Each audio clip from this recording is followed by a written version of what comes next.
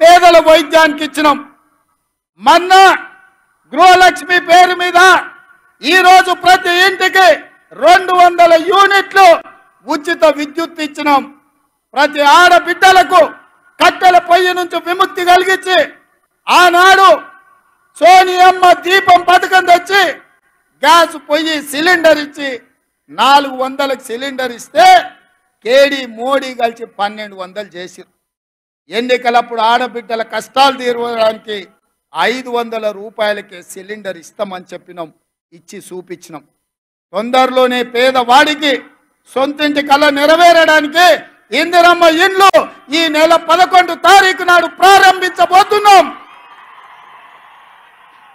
ప్రతి నియోజకవర్గంలో పేదవాడికి ఇల్లు ఇవ్వడానికి 3500 ఇల్లు ప్రతి నియోజకవర్గంలో ఆల్రెడీ మంజూరు చేసినాం. పేదలకు ఇల్లు ఇవ్వబోతున్నాం. రైతు భరోసా పథకం కింద ప్రతి పేదవాడికి 1 ఎకరం, 2 ఎకరాలు, 3 ఎకరాలు, 4 ఎకరాలు, 5 ఎకరాల పైన ఉండే వాళ్లకు వరుసగా ఖాతాలలో వాళ్లకు రైతు భరోసా పథకం నిధులు వేసినాం.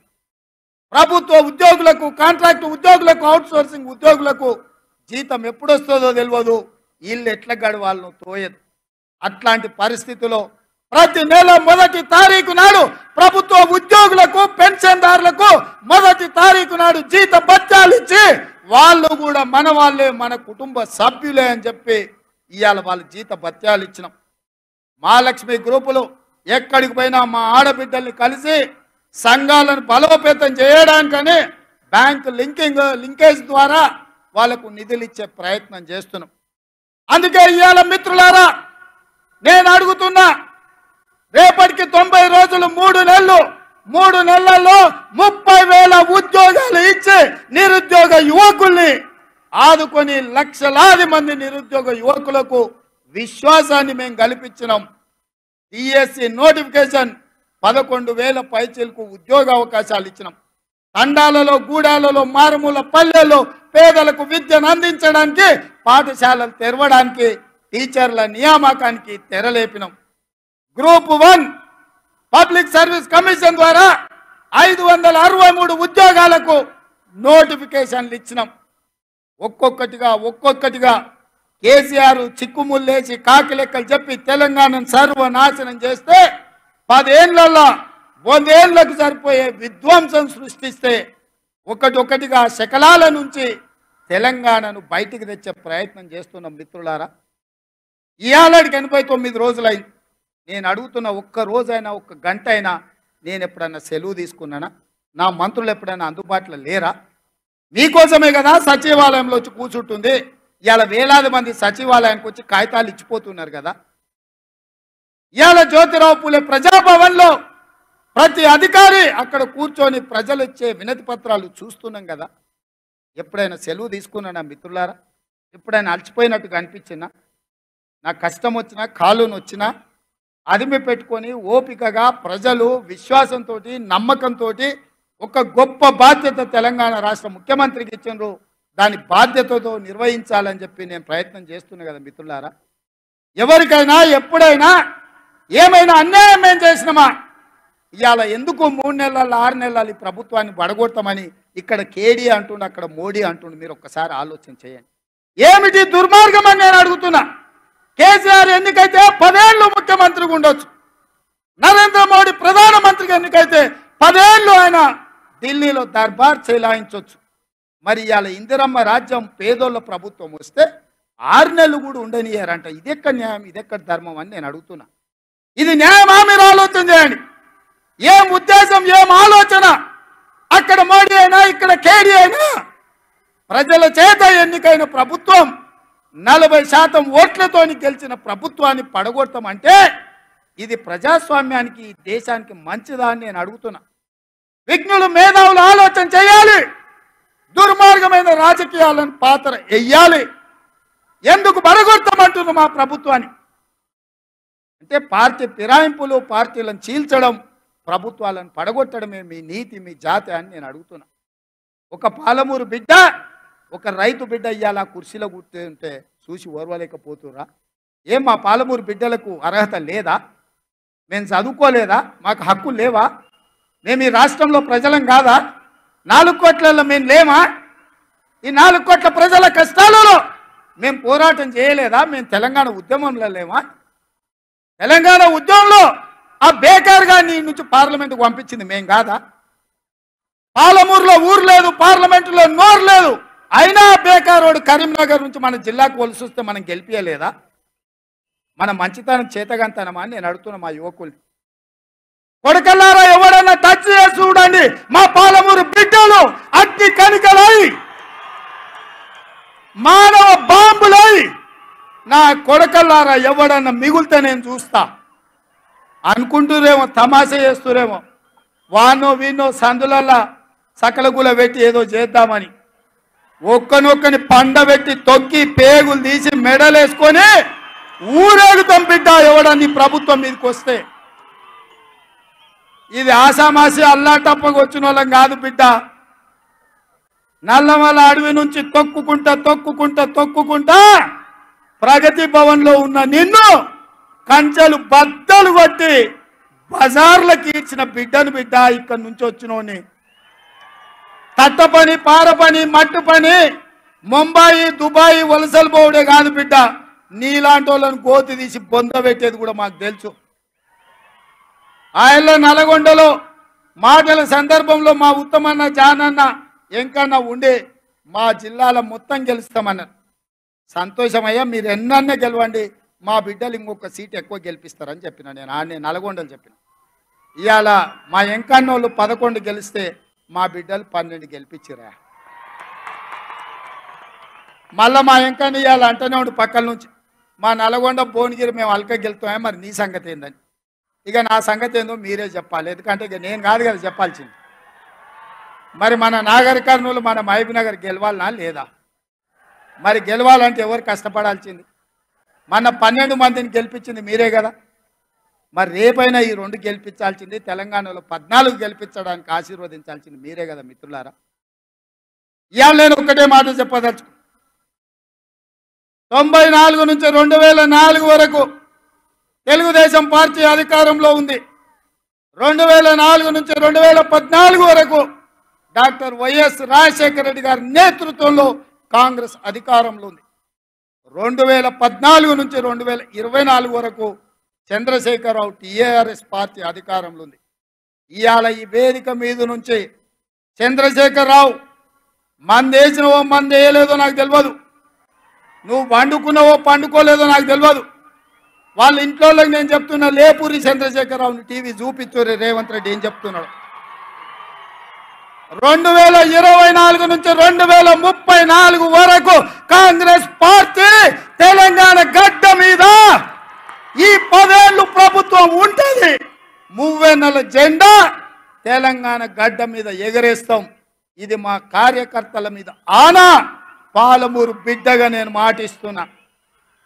10 ఏళ్ళు తెలుగుదేశం, 10 ఏళ్ళు కాంగ్రెస్, 10 ఏళ్ళు బీఆర్ఎస్, మళ్ళా 10 ఏళ్ళు పాలమూరు బిడ్డగా చెప్తున్న కాంగ్రెస్ ప్రభుత్వం.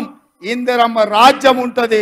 దళితులకు, గిరిజనులకు, బడుగులకు, బలైన వర్గాలకు, ఆదివాసీలకు, మైనారిటీలకు, మహిళలకు, నిరుద్యోగ యువకులకు, ఉద్యమకారులకు, అమరవీరుల కుటుంబాలను ఆదుకొని బాగు చేసే బాధ్యత నాది.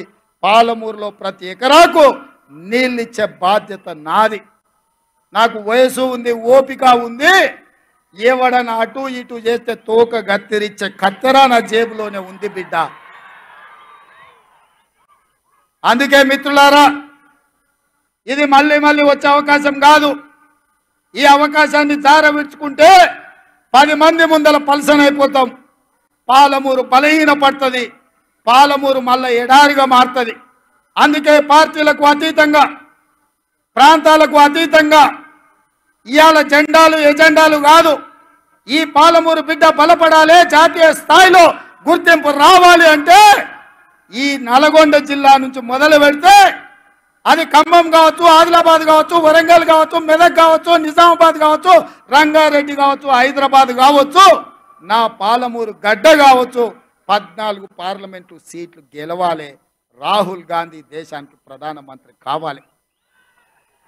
రాహుల్ గాంధీ కశ్మీర్ నుంచి కన్యాకుమారి వరకు 150 రోజులు 4000 కిలోమీటర్లు ఎర్ర టెండలో మంచు కొండలో పాదయాత్ర చేసినప్పుడు మొట్టమొదట కృష్ణా నదిని దాటుకొని కర్ణాటక నుంచి ఈ పాలమూరి గడ్డ మీద పాదం మోపిండు మన నాయకుడు. తెలంగాణలో పాదయాత్ర ఈ పాలమూరులోనే ప్రవేశించిండు. మిత్రులారా, కృష్ణా ఎట్లా పరవళ్ళు తొక్కి మన ప్రాంతానికి వచ్చిందో రాహుల్ గాంధీ గారు కూడా అదే విధంగా మన ప్రాంతంలో పాదయాత్ర చేసిండు. మరి మీ బిడ్డని ఇవాళ ముఖ్యమంత్రిని చేస్తే మనం రుణం తీర్చుకునే బాధ్యత లేదా అని నేను అడుగుతున్నా.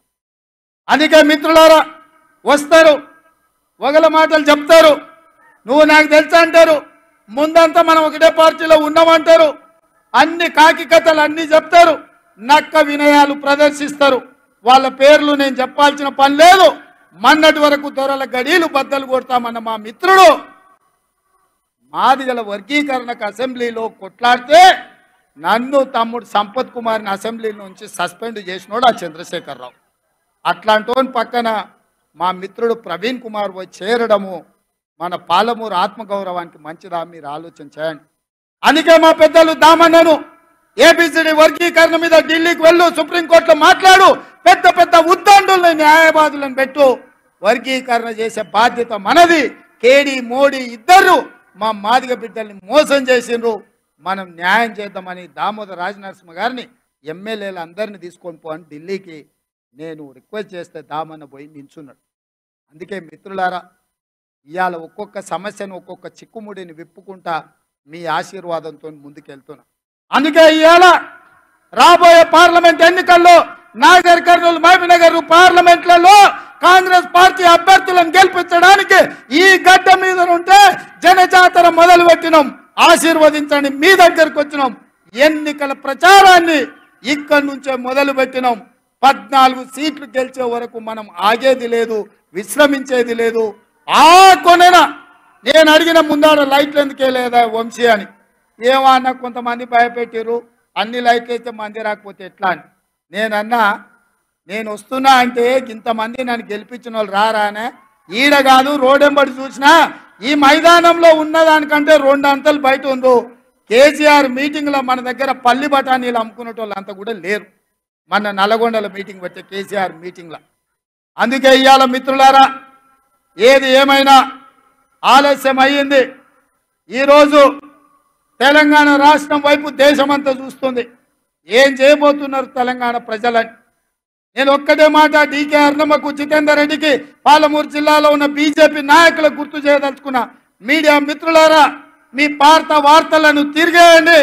2014 డాక్టర్ నాగన్ జనార్దన్ రెడ్డి గారు మహబూబ్నగర్ ఎంపీగా నిలబడ్డప్పుడు ఇదే గడ్డ మీద నుంచి నరేంద్ర మోడీ గారు పాలమూరు రంగారెడ్డి ఎత్తిపోతల పథకానికి జాతీయ హోదా ఇస్తా అని మాట ఇచ్చిండు. 10 ఏళ్ళైనా ఎందుకు మోడీ జాతీయ హోదా ఇవ్వలేదు?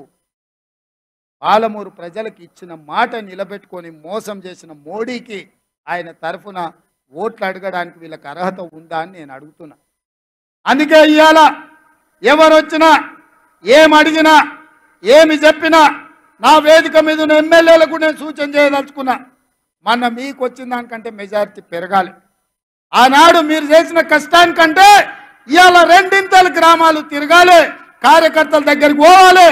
రేపు ఇచ్చే ఇండ్లైనా, పెన్షన్లైనా, గ్యాస్ సిలిండర్ అయినా, ఉచిత కరెంట్ అయినా, ఏదైనా ఇందిరమ్మ కమిటీల ద్వారానే కార్యకర్తల్ని ముందల పెట్టి సంక్షేమ పథకాలు అమలు చేస్తాం. ఇంటింటికి వెళ్ళండి, తలుపు తలుపు తట్టండి, ప్రతి గుండెకు చేరండి. మా ప్రభుత్వంలో పేదలకు అండగా నిలబడుతుందని చెప్పండి. ఎమ్మెల్సీ ఎన్నికల్లో కూడా కాంగ్రెస్ పార్టీని గెలిపించండి. మీ బిల్లులు ఇప్పించే బాధ్యత జీవన్ తీసుకుంటాడు. మీకు అండగా నిలబడడానికి పార్టీ ఉంటుందని తెలియజేస్తున్నా. ఇవాళ ఈ జిల్లా నుంచి 2 సీట్లు గెలిపించాలి. 2 సీట్లు గెలిపించాలంటే మీరు కష్టపడాలి. మీరు ఎవ్వరూ సెలవు తీసుకోనికలేదు, విరామం అడగనికలేదు. ప్రతిరోజు ప్రతి నిమిషం కష్టపడాలి. కష్టపడడానికి సిద్ధమా మిత్రులారా? సిద్ధమా? సిద్ధమా? సిద్ధమా? పాలమూరులో బీఆర్ఎస్ బీజేపీని బొందబెడతామా? బొందబెడతామా? బొందబెడతామన్నోళ్ళందరూ చేతులు పైకెత్తండి మిత్రులారా. గీడున్న మీడియా మిత్రులు ఎత్తుతలేరా? మీకు చేతులేవానే? రేపు మీకు కూడా మంచి చేసేది మేమే కదా. మీ ఇండ్ల పట్టాలు ఇవ్వాల్సింది మేమే కదా. గాడ ఆయన రవికుమార్ చేయటం ఊపుతున్నాడు. అందరి చేతులు పైకెత్తండి, దించొద్దు. జై కాంగ్రెస్, జై జై కాంగ్రెస్. హస్తం గుర్తుకే, హస్తం గుర్తుకే, హస్తం గుర్తుకే. ధన్యవాదాలు మిత్రులారా. కాంగ్రెస్ సూర్యుడు మన రాహుల్ గాంధీ నిగదీసి అడిగే మునగాడు. వీడు భూమిన వానైతాడు, బీద సాదల ధైర్యం వీడు. మూడు రంగుల జెండా బట్టి సింగమోలే కదిలేనాడు. ఒక్కరో కాంగ్రెస్ సూర్యుడు మన రాహుల్ గాంధీ నిగదీసి అడిగే మునగాడు. వీడు భూమిన వానైతాడు, బీద సాదల ధైర్యం వీడు. దోపిడి దొంగల భరతం పడతాడు మన రాహుల్ గాంధీ. దేశం బంగారు